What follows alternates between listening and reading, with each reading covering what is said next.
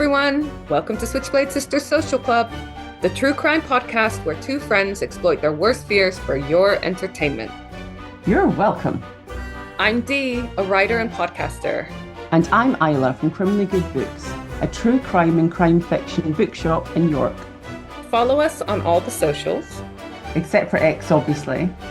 Or have a look at our website, switchbladesisterssocialclub.com. Check them out for all our latest episodes, events, deals, and other weird stuff. Listeners' discretion advised. Hi. Hello, you're wearing the official uniform. I know, I've decided I'm going to wear this every single week until you also wear it. And so we're wearing it on the same day. But also look at my cool necklace. Oh, is that from Nominal? No, Kamar jewelry. Love Nominal. Kamar, Qamar. So what it is a map of Palestine and a pre-48 Palestine, so that no one gets aggy. Confused. And a little watermelon. That's cute. Yeah. I'm going to check that out.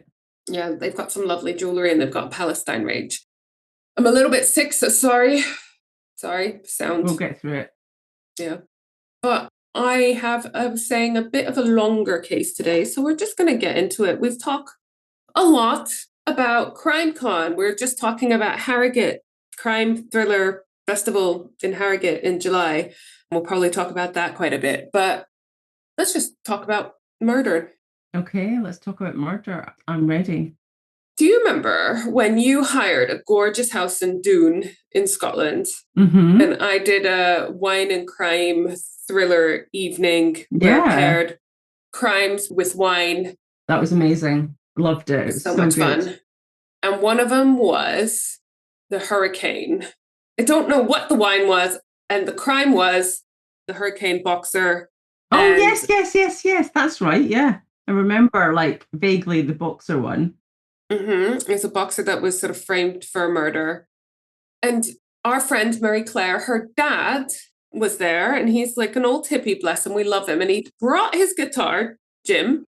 And I was like, oh, Jim, do you know how to play Hurricane by Bob Dylan? Because Bob Dylan had written a song about it. And he said no. But then 10 minutes later, he came out of the sort of back room and was like, I know how to play it now. I was like, what? He had basically just gone behind, gone into a back room, watched the song on YouTube and taught himself how to play it. So basically, we also got this musical interlude, which was amazing. It was so good, wasn't it? Yeah, and it's a great song. The reason why I'm talking about it is because this case also has a Bob Dylan song about it. Okay. Neither of us can play it on the guitar. Even if we watch a YouTube video, we're not going to be like you, Jim. No, and neither of us should sing it either, because that would be a crime against humanity. So this is the case of the death of Emmett Till. Okay. So massive trigger warnings, because it involves a child death. Yeah, okay. I'm really sorry, but I just feel like it's such an important case. Then in 1955, it was huge. It was such a pivotal moment in the civil rights movement in the States. He was a Black boy at a time of segregation and racism that was next level. But I just feel like it's still also relevant. Yeah, sadly. Yes, unfortunately. Not just in the States, around the world, between, those in power and marginalized communities, whether that's color, sexuality, gender, et cetera, et cetera. So I just really wanted to cover it. There's one problematic bit that I actually don't even know how I'm going to handle. I'm going to discuss it with you when we get to it. And then we'll see, because I went back and forth on how to handle this case. So we'll see. Yeah. Okay, I'm so intrigued. So let me just get started. On the morning of the 21st of August, 1955, a 14-year-old boy named Emmett Louis Till boarded the City of New Orleans train to Chicago. I know that's not confusing at all, but he was in Chicago. And sorry, how old was he? Sorry? 14 at the time of getting this train. So, oh my God, what a cutie pie. I know. And I think it's really important to describe this boy. Super smart. He looks very smart. I'm going to guess this is at a time where photos were not that common, so you would dress up for them. But he apparently liked to be a bit smart. So in this photo, he's wearing a shirt, tie, really cool hat. But features, he's clearly a boy, right? Yeah. Would you agree that he does not look, he's not a child of 14 that could pass for 18, 20 or whatever? No, he's got childlike features, the Would you proportions say of his face. He looks his age, right? He looks like a young teenage boy, yeah. Yeah. In fact, he probably even looks maybe slightly younger. Yeah, if anything, a little bit younger. I'm not saying that regardless of his age, if he was older, he would have deserved what happened to him. I just wanted to explain that it is very clear that this boy is a boy. Child. You would look at him and know he was a child, right? Yeah. Okay, cool. I just wanted to make sure that I wasn't imagining that. Just because there's a lot of misinformation or confusion about what happened. So even if you want to believe the worst, that this guy was acting out a little bit in a way that was not acceptable, which is not what I think at all, FYI, you would still think that people would turn around and see who was doing this behavior, see that it was a child and not respond in the way that they did. And that will make more sense when I go into it.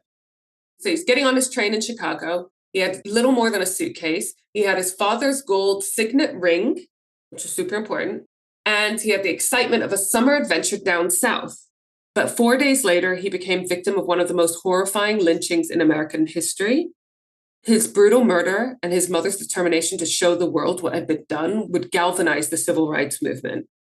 So yeah, this is totally tough, totally relevant today, which makes it even harder. I feel like when you see what has come of a case, what positive changes have come of a case, it makes it easier. When you see, okay, yes, it helped move the dial for the better, but we still have so far to go. It's just really upsetting, isn't it? Because George Floyd and then so much more there's happened. Do you know what I mean? Since. So much of this could have happened yesterday, which is what's upsetting. So 7 decades later, in 2025, so last year, the federal government released thousands of pages of investigation records, reminding us that the case still echoes through history. So I'm going to go back a bit. Emmett Louis Till was born in Chicago on the 25th of July, 1941. He was Mammy and Louis Till's only child, which is not super common, at the time to be an only child.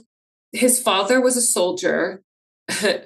This I found so interesting. His father is a soldier and died during World War II, leaving Mammy to raise her son on her own, was the way that one source described it, right? And this is how to show you that, really you should delve deeper sometimes, because what actually happened when I read more detailed reports and went into this was that Emmett's dad was super abusive with the mother and got in trouble with the law. And they said to him, you can either go to prison or the army, which apparently was a thing that occasionally happened, maybe because they needed soldiers at the time. Yeah. So he chose the army, maybe because he thought that's marginally better than prison. So you think, oh, that's how he ended up in the army. He died in combat. No, Mammy later got a telegraph saying that he hadn't died in combat, but that he'd been executed for raping 2 women and killing a third. So they sent back his LT engraved sovereign ring, Louis Till sovereign ring, which is the one that Emmett was wearing when he went off on his little adventure. Okay. So doing the math, Emmett Till would have been about 3 or 4 when his dad died. And so Emmett, when he was 5, he contracted polio. And when he recovered, he was left with a slight stutter and having to wear corrective shoes. But considering the sort of situation and the unequal healthcare at the time, that was the least worst case scenario. He came out of that far better than perhaps expected. Yeah. I mean, remember, this is a time where they were giving Black people illnesses on purpose or leaving them untreated in order to experiment with cures, vaccines. To learn more about the vaccines. Exactly. We did an episode on the Tuskegee syphilis experiment, for example, which was round about this time, where people were suspected they were given syphilis, but very definitely they were untreated, even though there was treatment, in order to see how the disease progressed and how cures could be developed. But these were not by consent. These people hadn't signed up for a trial, or getting paid or full consent for what they were agreeing to. So Mammy was talking about her son, Emmett, and recalled that her son used to help her with the chores and even told her, if you can go out and make money, I can take care of the house, which, super cute. Because at this point, remember, it would have been just the two of them. He was an only child and his dad had gone to war and died. Euphemism of the century. So Emmett grew up in a middle-class Black neighborhood in Chicago's South Side where there were lots of Black-owned businesses. So although segregation and racism was incredibly bad in the South still, it was marginally better up north, and Black families and individuals were able to have a little bit more opportunities. I was reading a story about the first Black child to go to a mixed school, and how she had to have basically bodyguards bring her to the school and how she was having abuse. And I just thought, poor girl. I mean, wow, what a momentous occasion. But she shouldn't have to do that. You shouldn't have to be that person. You should just be able to, go to school. Friends and family described Emmett as funny, joyful, and generous. He apparently just loved telling jokes and loved the comedy shows on TV, stand-up comments and everything. And he used to invite his friends over for bologna sandwiches and Kool-Aid. And everyone used to know him by his nickname, Bobo. Okay. Just super cute. Yeah. He just sounds like a regular kid. Just a little kid just trying to have fun, right? Wholesome. Yeah. At one point, Mammy married another man, but that marriage didn't last very long and he left for another woman. By the summer of 1955, Emmett was 14 and he'd just finished the 8th grade. So he was going to high school, possibly the following year. And he used to spend his days listening to rock and roll and goofing around with his friends.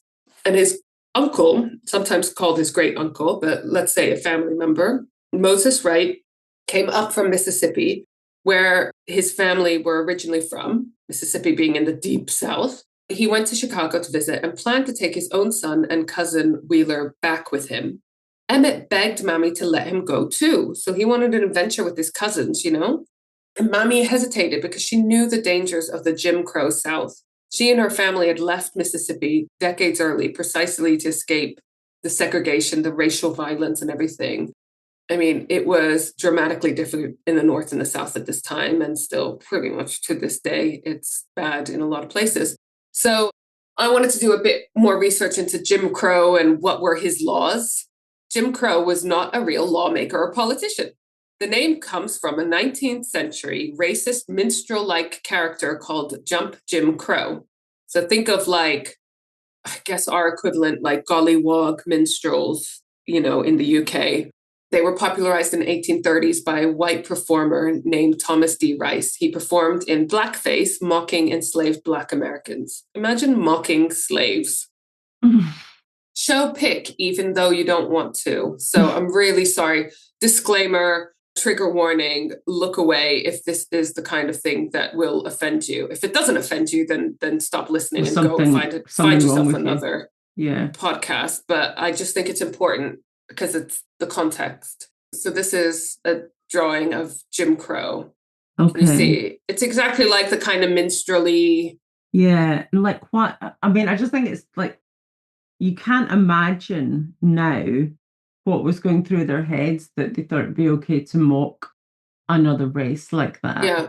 It's very similar. I think we've talked about it on this podcast, the Belgian Christmas, St. Nicholas. We have Zwarte Piet, who's now sometimes called Pete, but he was also the same kind of black-faced character. Now they claim that he is not a Black man, but that he's white with a bit of soot from going up and down chimneys. So they're trying to, I guess, at least they're acknowledging that this is problematic. But, we've seen this form of racism in many cultures, and it's totally unacceptable and disgusting to us and should be to everyone.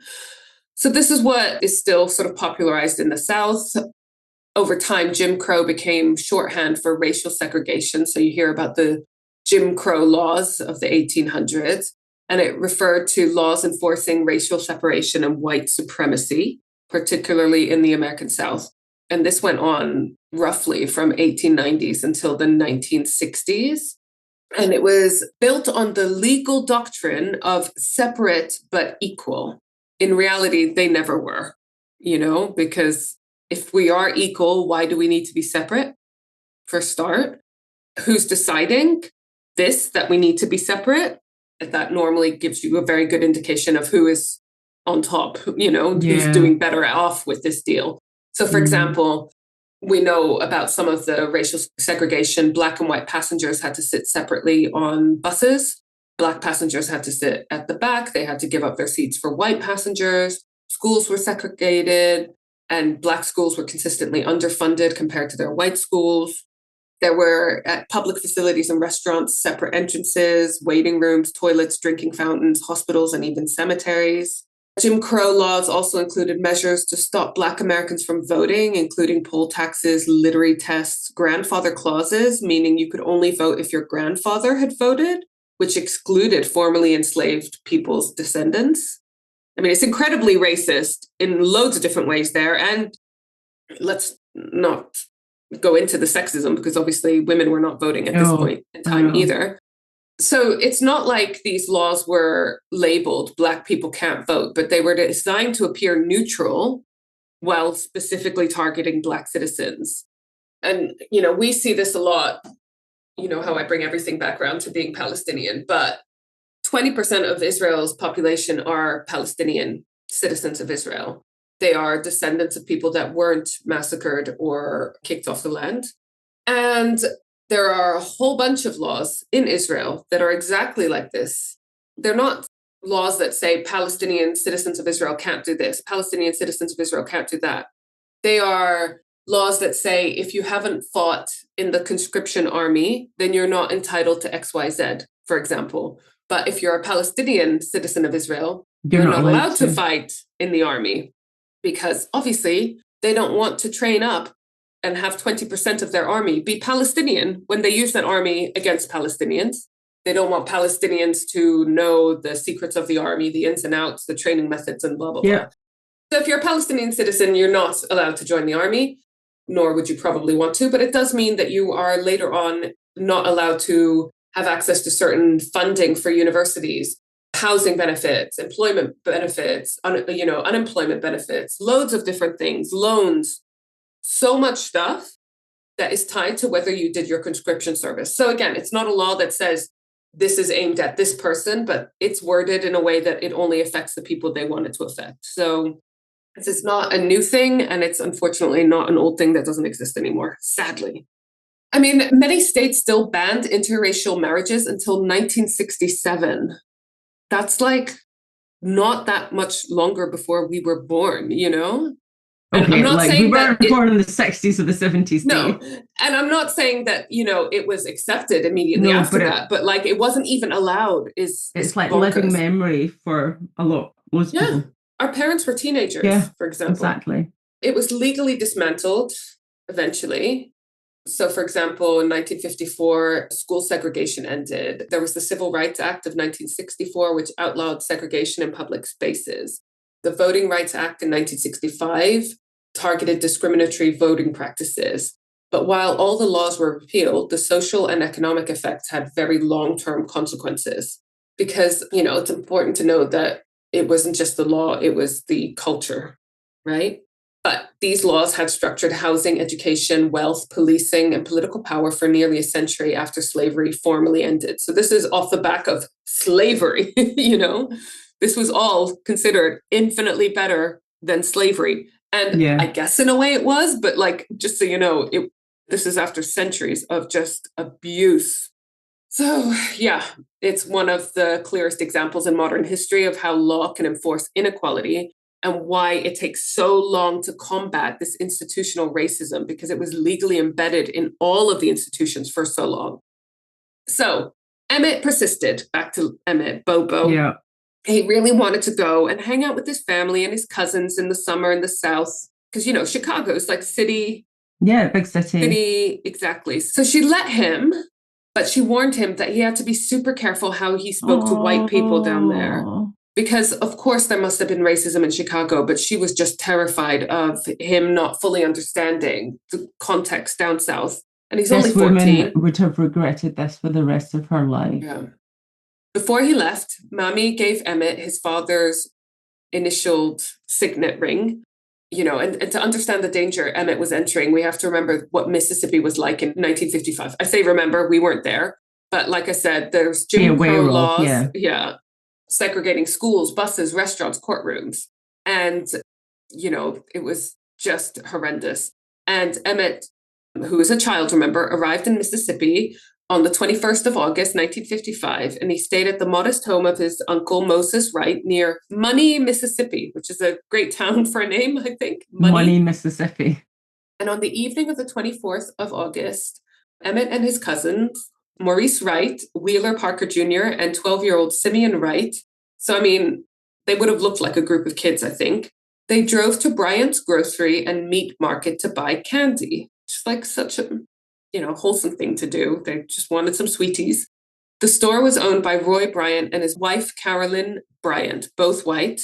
While Emmett and the boys shopped, Carolyn Bryant was behind the counter. Now, accounts differ over what happened inside the store and outside the store. According to Emmett's cousin, Simeon Wright, the boys bought their items and left without saying anything out of line.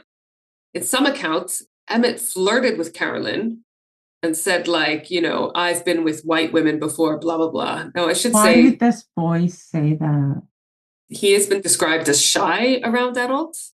And he had got, you saw glimpses of what his relationship was like with his mom. If his mom is, very close and respectful, if his mom's telling him, be careful around white people down south and whatever. I know that kids can play up and act up in front of their friends and their family, their older cousins or whatever. But this is what I mean. Yeah. Even if you believe the most horrendous different account of this, even if you believe that he's gone in there and chatted shit to this white woman, this white adult, this is why I say it's quite obvious from his picture that he is a child. Yeah. So anyways, in his description, Wheeler Parker, the cousin, said Emmett did not understand the danger of even a whistle because there's some accounts that he wolf whistled at Carolyn. As the boys walked out, Carolyn Bryant followed them outside. Parker and Wright recalled that Emmett whistled at him, a playful wolf whistle he had practiced to overcome his stutter. So, fearful of violating the unwritten racist code, the boys hurried to their car and sped off back to their house. Carolyn Bryant later testified that Emmett had grabbed her hand and waist and propositioned her using vulgar language, which is totally different to a whistle, So historians widely dispute this account. And decades later, Carolyn Bryant reportedly admits to a writer, Timothy Tyson, that she had lied about being physically accosted, so that she had made up everything in court. I don't know what is about to happen, but can imagine that she did that to make what happened fit and to make things seem okay by saying that she was accosted. Worse than that, what she said led to what is about to happen. Well, exactly. So she can't really back down, can she, when she said it? But she would have known at the time, living in Mississippi, she would have known that telling this tale about this kid, what it could have led to. She would have known. The 2021 Department of Justice investigation concluded that there was insufficient evidence to prosecute her for perjury later on. But she should have been done for manslaughter, I think, at the very least, for what happened next. Because 4 days after the store incident, at around 2 a.m., on Sunday, 28th of August, the Wright household awoke to banging on the door. Moses Wright heard a voice identify itself. This is Mr. Bryant. I want to talk to you and that boy. And Moses knew that nothing good was going to come of white men knocking on his door aggressively in the middle of the night. So Wright opened the door. Standing there was Roy Bryant and his half-brother, J.W. Milam, both armed. Moses Wright pleaded for mercy. He was kind of stalling for time. He could tell that, Bobo Emmett was in trouble. He was trying to give indications for Emmett to sort of run away out the back, but he wasn't getting it. Again, he's 14-year-old boy. So the men go in the house, they find Emmett, they grab him, they force him in a truck, and they drive him off into the darkness. And then what happened next is pieced together from conflicting accounts, but his family never saw him alive after that. They admitted kidnapping Emmett, and they claimed they initially only wanted to scare him. They drove Emmett around for hours, searching for a bluff over the Mississippi River, which they could beat him. Later, they took him to a tool shed behind Milam's house, where they pistol whipped him. Again, this is a child. Apparently, Emmett was insisting that he was as good as they were. Milam said that there was nothing they could do but kill him. So this child supposedly told him, that he basically has equal rights. And so they killed him. I don't even think that he would have done that. I imagine this boy was begging for his life, was saying whatever he thought they wanted to hear. Yeah, you would too. And you'd be confused if you're brought up in Chicago and you were still surrounded by racism, and then you're suddenly confronted by hardcore, worse racism. You're going to be begging for your life. You might, of course, you're thinking, I'm just as good as you. But, maybe he said something like that. Who knows if he was there for hours, but that doesn't mean that he deserves to be killed. So the men forced Emmett to load a heavy cotton gin fan, which was around 70 pounds, into the truck. They then drove him to the Tallahatchie River and forced him to remove his clothes. Milam said he shot Emmett in the head. Together, they tied the cotton gin fan to his neck and with barbed wire and rolled his body into the river. I mean, it's just degradation upon degradation. What's a gin? I'm not entirely sure, but basically something that weighed 70 pounds. So basically to weigh him down, which to me says premeditation. Of course it They does. made him load this onto the truck. So on the 31st of August, 1955, it's a few days later, a 14-year-old boy is fishing in the Tallahatchie River and he discovers Emmett's badly beaten body floating near where he had been taken. The corpse was loaded beyond recognition, but the way they identified him was his engraved signet ring, the LT golden signet ring on his finger, which is heartbreaking. Mm. His family must have known the moment he was driven off by the two men that he was a dead child walking. When the authorities recovered the body, they attempted to bury it quickly in Mississippi, but Mammy Till intervened, insisting that her son be returned to Chicago. This woman... She's gone through so much with her ex-husband, Yeah.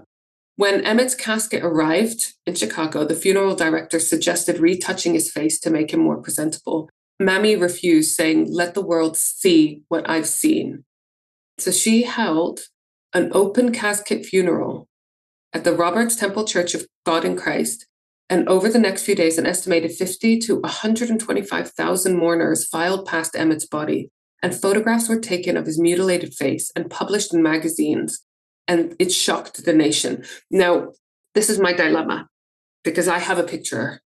And ordinarily, I would never show this or even think about showing this. But where I was conflicted was Mammy Till wanted this out there because she wanted the world to see what had been done to her son, what was being done to her people. So I think what I'm going to do is put it up and give everyone a trigger warning and ask our amazing editor to only put this up for a limited amount of time. Yeah, and people can close their eyes and not look at it. But this is us not being voyeuristic. This is the mother, wanting people to go past and see what happened. And I think it's an important moment in history that should absolutely not be repeated, in terms of what actually happened to this boy. Yeah.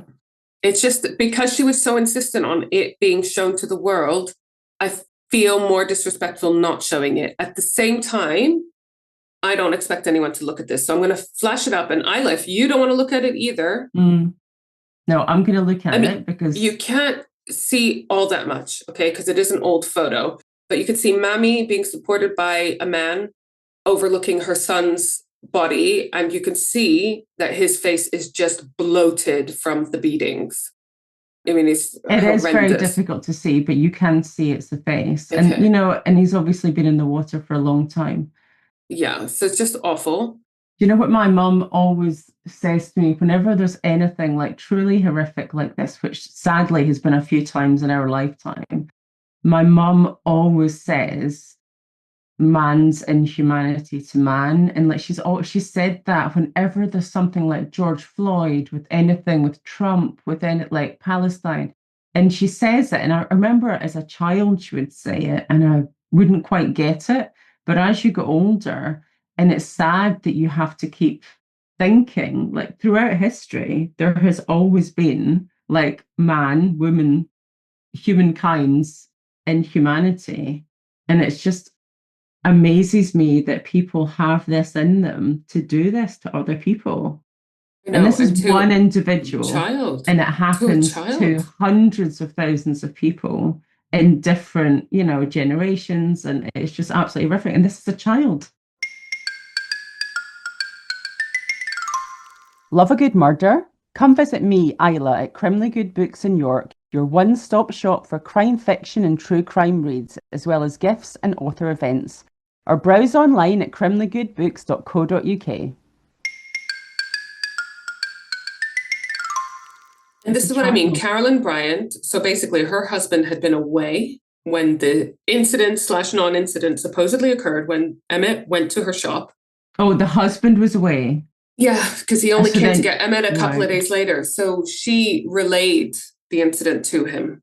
Whatever she told him, she would have known, A, what her It's going to have husband was like, a reaction. B, what the culture was like at the time. So she would have known, at the very least, she is signing him up for a beating, right? So these images of Emmett, they did move the dial a bit, as I said. So they gave Americans, black and white, an understanding of the horrors of this racial violence. And back in Mississippi, Roy Bryant and J.W. Milam were arrested on kidnapping charges within days of the murder. Good.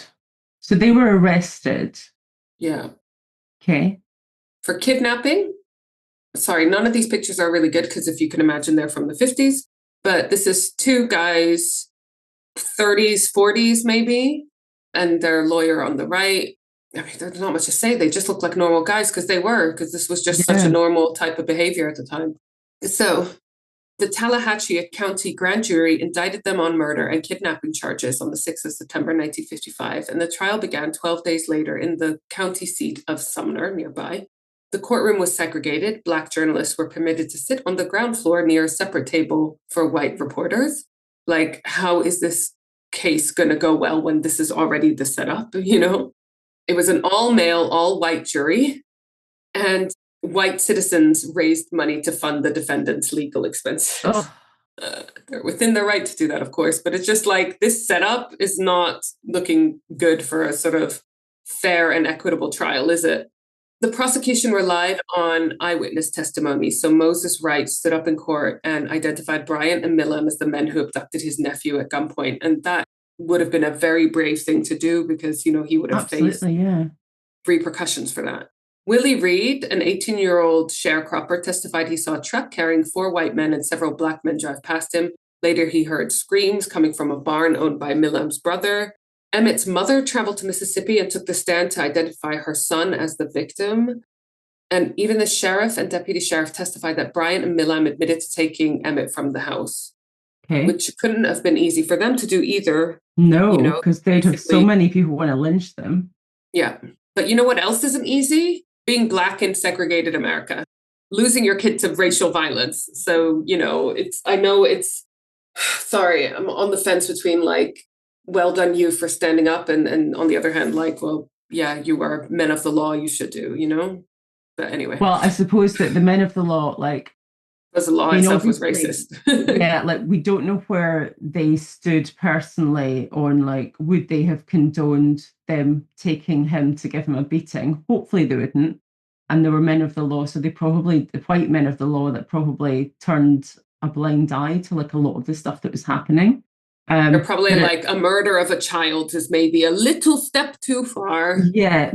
Or at least can't be ignored. Yeah, at least they did something. I know. Sorry, makes me so angry, Yeah.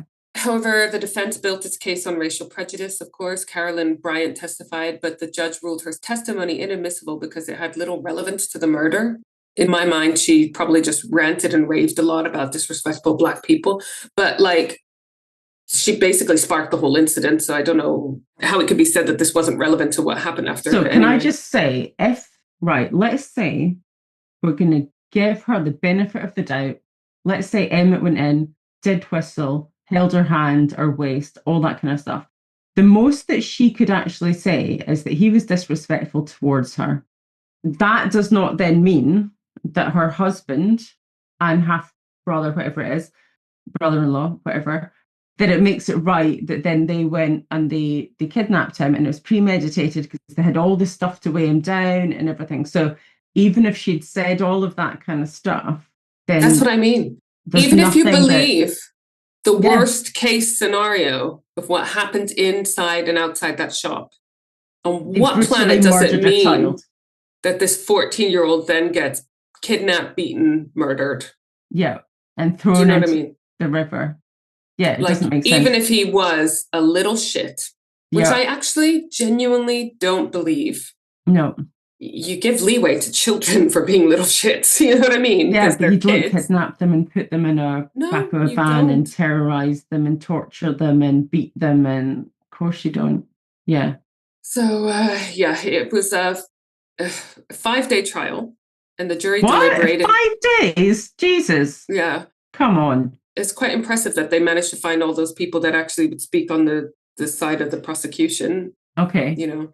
And the defense, by the way, were trying to say you can't even prove that it's Emmett's body, so these people can't be done for murder, which is bullshit because of the ring. You know, they've identified Emmett through the ring. And I'm really sorry, but like the mum is not just going to say, this is my son based on the ring alone. Yeah, You know, I I mean, mean, his body looked horrifically bloated, but she would be going by the size of his body. yeah, Like, I she just would think know like, it's her son. And where what is the- he? You know, he was kidnapped. yeah. And by coincidence, there's another black boy of this similar build and age that also disappeared at Turned the same up time dead and with the ring. it stole Emmett's ring. It doesn't make sense. It's bullshit. No. The jury deliberated for only 68 minutes before returning a not guilty verdict. Okay. So, yeah, so they were deemed not guilty of murdering Emmett. And one juror later admitted that they would have actually taken less time than the 68 minutes, but they stopped to drink pop. Immediately after the verdict, Bryant and Milam were arrested again for kidnapping, but the LaFleur County grand jury refused to indict them. So there was a second attempt to arrest them. Because of double jeopardy laws, they could never again be tried for Emmett Till's murder. So that means that only a few months later, January 1956, they did a magazine article where they confessed everything to a journalist called William Bradford Huey. No. He interviewed them, and because they'd been acquitted and because they were protected by double jeopardy, they felt free to talk. They revealed that they had kidnapped him, they had murdered him. There was at least 4 men involved, and it did lead to some outrage and led to boycotts of Bryant's store and actually forced his family to move.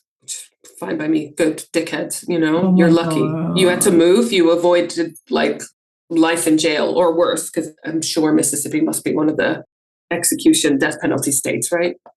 It obviously, when they got acquitted for the murder, it outraged the Black American community nationwide. And then when they confessed to the murder and nothing could be done, even more so. Hopefully it didn't just outrage the Black Americans. I'm sure it outraged decent humans everywhere. And I don't want to dismiss how difficult it is to go against your entire culture, right? Yeah. Like, it's easy enough to say, like, just don't be racist when your whole culture, legal system, everything is set up in a way that it makes Favor of one. It makes it impossible. Like, again, I'm going to relate it to Israel-Palestine. The decent Israelis who do not agree with how the basic human rights of Palestinians are constantly being targeted, if they stand out about that, they face incredible hardship. Of course they do. So I don't want to dismiss how hard it is to stand up when your whole family, culture, nation, etc., is of one opinion. And it might not be easy to find other people of the same opinion and so forth. So sometimes it's only when these like incredibly shocking, horrendous things happen that it mobilizes people to be like, no, wait, we've gone too far now. Images of Emmett's body and reports of the sham trial prompted demonstrations, rallies, and a new resolve, and the case became a rallying cry for the civil rights movement. Mamie Till, also known as Mamie Till Mobley, because that was her second husband's name, worked tirelessly to keep her son's story in the public eye. Civil rights organizations, such as the NAACP, used his death to galvanize support. They didn't want it to be for nothing. And this is... sorry, just a lot, isn't it? Just 100 days after Emmett's murder, a 42-year-old seamstress named Rosa Parks boarded a Montgomery City bus and refused to give up her seat. So this incident we all have learned about, know about, right? Parks later said that she thought about Emmett Till when she made her stand. She was going to get up and give her up her seat. And then she thought of Emmett and was like, fuck no, enough is enough. So that made me well up, because the fact that she took inspiration from this young boy's story and she didn't want any more Emmett Tills in the world. And also, you know, she could have been thinking, yeah, enough's enough, but also in me not standing up, I could get beaten. Something could happen to me, you know? Oh, I think that the Black community in the States were very aware of the fact that at any point, whether they did something or not, they could be victims of like horrendous violence. So in December 1955, so the same year, the Montgomery bus boycott began, when it was one of the first major victories of the civil rights movement. Reverend Martin Luther King Jr. was then a young pastor in Montgomery, and he was very heavily involved in this. And I recently listened to a podcast on this. It was my favorite murder one. I really recommend it because I knew about the boycott, the bus boycott. This is after Rosa Parks, the Black community, who very heavily relied on the bus system, decided to make a boycott. I didn't realize how big a movement that was, how long it went, and how organized it was. So the women were making. So they were boycotting the buses, but then obviously they still had to get to work and do the things and visit their family, whatever. So they arranged for the few people that did have cars to give lifts to other people. The women baked cakes to fundraise for petrol for those with cars so that they could drive people around. It was incredibly coordinated and huge. It was fascinating to hear that podcast. So I really recommend that. And in a sermon just days after Bryant and Milam's acquittal, Martin Luther King lamented the acquittal and condemned those who attended church on Sundays, yet committed such violence. So yeah, basically condemned hypocrites, because all these people calling themselves Christians, killing little boys. No. Yeah. King would later invoke the crying voice of a little Emmett C. Till, screaming from the rushing waters in Mississippi during his speeches. So really emotive there. The murder also affected young activists. So Joyce Ladner, a civil rights activist, coined the term the Emmett Till Generation to describe Black baby boomers who were inspired to join mass meetings, sit-ins, and marches after learning of the case. Cleveland Sellers, later a leader of the Student Nonviolent Coordinating Committee, remembered believing the same fate could befall any Black boy and felt compelled to fight injustice. Yeah, it could have. Could have happened to any single one of them. And it did happen to a lot, you know? This case, I feel like, became as public as it did because of Mammy's bravery.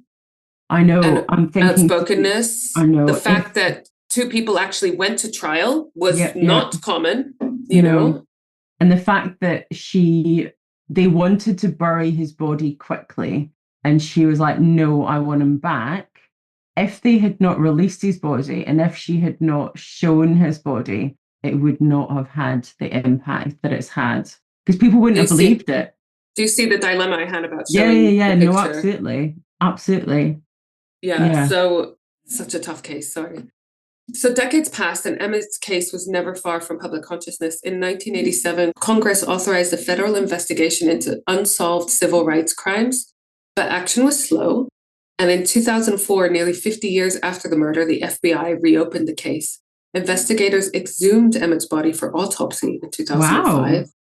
Yeah. Can you imagine like how much emotion this must have stirred up? There would have been people on all sides and different perspectives thinking, yes, this is good. No, this is digging up unnecessary shit. You know, like there must have been some people who are like, yeah, it was awful, but let him be. But I think there'd be more opinions too as time's gone on. I know the dials moved and backwards and forwards, but hopefully there'd be more people that would be like, thankfully, we're going to see some justice. Yeah. So in 2006, the FBI concluded that a 5-year statute of limitations on federal civil rights violations in 1955 had long expired, precluding any federal prosecutions. So is the statute of limitation 5 years. So why are you exhuming his body in 2005? It's bizarre. And then saying, going through the motions, there must be a reason why they did it. I don't know. They referred the case to local authorities, but Mississippi grand jury declined to indict other suspects. So again, why dig him up? Why do that? I could totally see the point in exhuming bodies if you're actually going to be able to do something, find justice for them, learn something new. But if you're not planning on doing anything, then why the fuck? You know? he will have family members, Moses Wright's descendants and his cousins and so forth, their descendants, that will have been triggered and upset by it. And you're just upsetting them unnecessarily. Why? In 2007, Congress passed the Emmett Till Unsolved Civil Rights Crime Act, also called the Cold Case Act, to investigate and prosecute unresolved civil rights murders from 1940 to 1979, which is bizarre because they've only just said last year that there's a 5-year statute of limitation on civil rights violations. Well, is that because Trump said that? I don't know. But I mean, this is sad that he had this legacy, but it is an amazing legacy. So I Googled this crime act, the Emmett Till Unsolved Civil Rights Crime Act, aka the Cold Case Act. I Googled to see how many people were charged under this act. As of early 2026, so nearly 20 years after this act came in place, only 2 individuals have been charged in cases reopened under the Till Act era initiative. And I mean, it must be hard to actually convict people. Especially if they're early cases, if they're early cases. And if there's evidence they can test, there might not be evidence that was kept, And also, maybe people are dead, but 2 seems incredibly low. These are James Ford Seal and James Bonnard Fowler, both of whom were investigated as part of the FBI Civil Rights Cold Case Initiative and prosecuted after evidence surfaced in the 2000s. Seal, a former Klan member, was federally indicted in January 2007 in Mississippi for the 1964 kidnappings and murders of Henry D. and Charles Moore. He was convicted in June 2007, got 3 life sentences and died in prison. I mean, good. Yeah, but also he was lucky because he could have spent, so 64 is when he committed the crime in 2007. So you had like an extra almost 50 years of life outside of prison, Fowler, a former Alabama state trooper, was indicted in May 2007 in Alabama for the 1965 shooting of Jimmy Lee Jackson. He pleaded guilty to manslaughter in November 2010 and served 6 months. Yep, 6 months. So it's probably because he was a trooper and he also said that he was guilty. If he'd pleaded not guilty, he would have had longer. Possibly. And he was probably advised 6 months. Piece of shit. So further attention came in 2017 when reports surfaced that Carolyn Bryant had admitted in a 2008 interview that she lied about Emmett accosting her, whistling, et cetera, et cetera. So that basically... Why would she do that? Like, why would she admit that she lied? Because she's going to get so much shit for that. Is it for her own guilty conscience? Yeah, that's the only reason she would do it. And maybe she lied in the first place because she wanted, I've read reports about her and her husband's relationship not being ideal, let's say. I don't know whether she wanted attention from him, make him jealous. I don't know why this piece of shit was a piece of shit, but she was. And if you think that's harsh, like I said, she would have known entirely, maybe not the extent, Of course, I don't think couldn't have predicted murder. Extent. No. Who knows? Because maybe he'd done it before. Who knows? But she definitely would have known she's condemning him to a severe beating, This alleged recantation, though, prompted another federal review. So her saying that she had made it all up. The Department of Justice 2021 report stated that the professor who recorded the interview in 2008 supplied only 1 tape and 2 transcripts that did not contain this confession. Okay. And Carolyn Bryant denied recanting the story. Okay. So this is why prosecutors concluded there was insufficient evidence to charge her with perjury. Ugh. It's 7th of September 2021. The Department of Justice announced it was closing the case because no new evidence would allow prosecution of any living persons. The report acknowledged doubts about Carolyn Bryant's testimony and noted that no federal hate crime laws existed in 1955. So they hadn't broken a hate crime. Like they might have committed murder, but it wasn't a hate crime. Potato. Statutes of limitation had expired on all potential offenses, but still the government reiterated its commitment to investigating racially motivated crimes. There's not this one, apparently.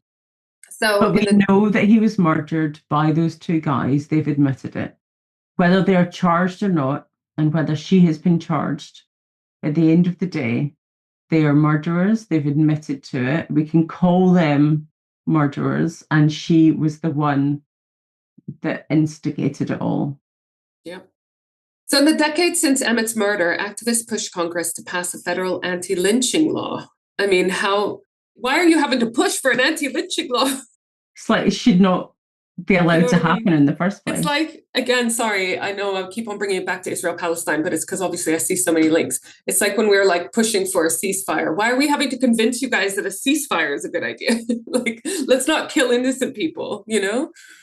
More than 200 bills failed over the 20th century. Finally, in March 2022, President Joe Biden signed the Emmett Till Anti-Lynching Act, 2022, making lynching a federal hate crime.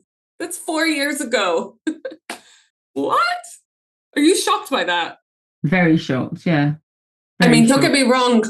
Lynching was obviously a crime before then, but it wasn't considered a hate crime. A crime based on someone's race. Yeah. But I'm just shocked that it was that recent that was decided. The law authorizes fines and prison terms of up to 30 years for individuals who conspire to commit hate crime offenses resulting in death or serious injury. The act, named in Emmett's honor, which was passed with broad bipartisan support. So basically, Republican, Democrat, everyone. Well, not everyone, but a lot of people on all the sides supported it. Because you're a dick if you don't. The 25th of July, 2023, the 82nd anniversary of Emmett's birth, President Biden issued a proclamation establishing the Emmett Till and Mamie Till Mobley National Monument. The monument comprises of 3 sites: Robert's Temple Church of God in Christ in Chicago, where Emmett's funeral took place, Gravel Landing, where his body was recovered, and the Tallahatchie County 2nd District Courthouse in Sumner, Mississippi, where his killers were tried and acquitted, FYI. This confused me because, like I said, it's where they were cleared and allowed to go on and live a full life, unlike Emmett, but I guess that's why they wanted it remembered, that this is where that act of injustice happens. It's like recognizing it, I suppose. Yeah. The proclamation describes how these sites tell the story of Emmett's life, the brutal lynching, and his mother's courage. Whew. So 2025, there was a release, like I said, of the federal records. As the 70th anniversary of Emmett's murder approached, the Civil Rights Cold Case Records Review Board, created by the Cold Case Act, released more than 6,500 pages of federal records relating to lynching. Wow. The 21st of August, 2025, the board posted the documents online. Among them were hundreds of letters written in 1955 to Attorney General Herbert Brownell Jr., urging federal intervention.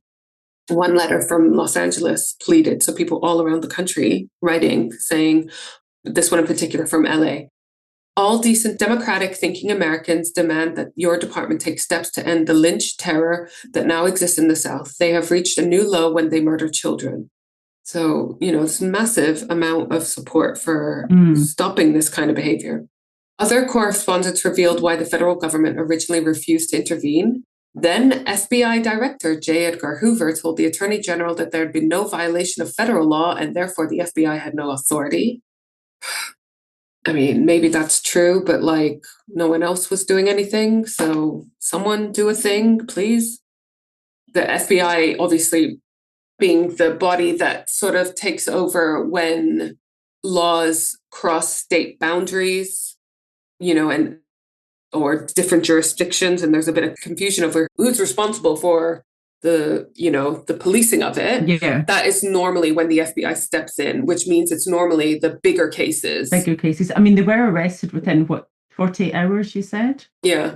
I mean, that's what I mean. Maybe it's true that it wasn't an FBI case, but no one else did anything. So, well, I mean, they did. They arrested them, they tried them, but they acquitted them and let them get off with murder. So, yeah. And then they admitted murder afterwards. Yeah. And they still weren't. I mean, the double jeopardy law, I think, is something that's really interesting. And I understand why it exists in a way, but also I think it shouldn't exist if there's a confession. If there's a confession or if there's a huge, strong monumental new bit of evidence. Yeah. Especially when you think of the fact that there's advancements in DNA and all sorts, I don't understand why it exists. Yeah, and some places are changing. Okay. The murder of Julie Hogg, her mum, Anne Ming, wrote a book on the case, a horrendous case we covered in season 2, where after the murderer was acquitted, a new bit of evidence was found So she's basically managed to change the laws here. And I think it's in some other places as well. Because yes, if there is some conclusive evidence that comes out or a confession, then yeah, there should be the opportunity to try and get it. And I totally get why the law exists as well, because, you know, if you haven't done something, you should be allowed to carry on and live the rest of your life, you know? But yeah, exactly. In this case, these guys are like, yeah, we did it. So sad day. As you can see, Emmett's legacy is remarkable, but it should have been totally unnecessary, and no kid should have the burden of having to have such a legacy. Emmett Till's story exposed the brutality that Black Americans faced under this incredibly racist legal system. Mammy Till Mobley's decision to hold an open casket funeral turned personal grief into public activism. The photographs of Emmett's mutilated face forced millions to confront racial violence. And the injustice of the trial and the acquittal spurred a generation into action. Emmett's name was invoked during the Montgomery bus boycott and continues to be a rallying cry in movements against racial violence. But as recent investigations show, the legal system never provided full accountability for his murder. There's never been full justice. Bryant and Milam lived out their lives unpunished, and other participants were never charged. Even when the FBI reopened the case decades later, statutes of limitation and the absence of federal hate crime laws in 1955 blocked any kind of real action. So justice, at least in a legal sense, remains elusive. The Emmett story continues to inspire activists fighting modern injustices, from police brutality, voter suppression, Israel-Palestine. Emmett Till never saw his 15th birthday, but his story helped to ignite a movement that changed the course of American history. He's such an important figure, and I just think it's so sad that we are in progress has been made, but nowhere Not near enough. enough. You Not think enough. 70 years later they've released the documents, and it's just so sad. It's just horrendous. so sad. Please tell me you've Sources. got a palate. Oh, I do. Cleanser. I do have a palate cleanser. Sources, yes, please. Please tell me there's a book that I can get, because I would love There's a something. book. Is it available in the UK? Yeah, it's available at criminallygoodbooks.com. The Blood of Emmett Till. Okay, that's an easy title. I'm going to look it up now. I want to make sure that Timothy B. Tyson. There was a Murder in America episode on it. Like I said, the My Favorite Murder podcast on the bus boycott was phenomenal. And then there's a bunch of other articles on the Smithsonian. There's information on the FBI historical case file section of their website, Chicago History Museum, Library of Congress, Civil Rights History Project has some information, PBS information on congress.gov and the White House website, and Mississippi Free Press has got a bunch of articles on this. So I will put all of the links, because there's also a bunch of other supporting articles that I will post in the show notes. Sorry, I know I'm PMSy, but that one was a lot, isn't it? It was a lot. And I'm just looking at, so The Blood of Emmett Till, Timothy Tyson. That's the one you mentioned, wasn't it? Yeah. And then there's another one, Getting Away with Murder. Or is that the one that you mentioned, Chris Crow? No, I've not read that one. Because that's obviously there's very many books on him. Because I recognize, and then there's another one, The Barn, The Murder of Emmett Till. But there's a picture that I recognize. I'm going to show you've probably seen it all over, but this is the picture that I recognize of him. So I thought I recognized him, but there's other pictures of him online. Yeah, of course. And I recognize that particular one, so I'm going to get them. Yeah. But such an important case in understanding the states then, the states now, the rest of the world. So sad. So sad. Horrendous. But I think we desperately need a palate cleanser. And I don't know whether this is it. But I mean, I guess it's a little bit lighthearted, but it's shockingly racist laws from around the world. In my quiz called How Was This Legal quiz. I can't wait. Okay, let's go. Let's go. Question 1. In Australia, Aboriginal people were once legally classified under which department? A, education, B, agriculture, C, flora and fauna, or D, defense? The second one. C, flora and fauna. In Queensland, Aboriginal people were administered under the same legislation as wildlife until the 1960s. Shit. Yes. Wildlife. Whew. Sorry, it's not the best palate cleanser, is it? No. Number 2. I suppose it's like palate cleanser as in, yeah, put this, why, what? I mean, it's marginally better than the brutal death of a child, the brutal murder of a child. But God. All right, number 2. In Canada, Indigenous people were once banned from doing what without permission? A, fishing. B, speaking their language. C, hiring a lawyer to pursue land claims. Or D, voting in municipal elections. All of the above. But it's definitely their language. It's actually C. Until 1951, Indigenous people needed government approval to hire legal counsel regarding land claims. Which, like, I'm sorry, why? Right, okay. Okay, 3. In South Africa, interracial relationships were criminalized under A, the Racial Integrity Act, B, the Immorality Act, C, the Social Purity Act, or D, the Family Protection Law. Oh my God, it could be all of them. I'm really sorry. Can you say them again? I want to get at least 1 point.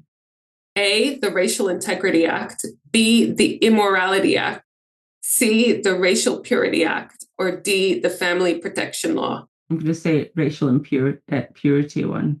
You kind of combined A and C together there, but in any case, it's wrong. It was B, the Immorality Act. No. Interracial relationships were considered immoral. Whew. As a Flemish, Belgian, Palestinian, I don't know whether I'd come under you that. are immoral. Still offended. In the US, redlining policies did what? Redlining. A, controlled wages. B, denied mortgages in predominantly Black neighborhoods. C, controlled school curriculums. Or D, restricted public transport. Redlining. Public transport.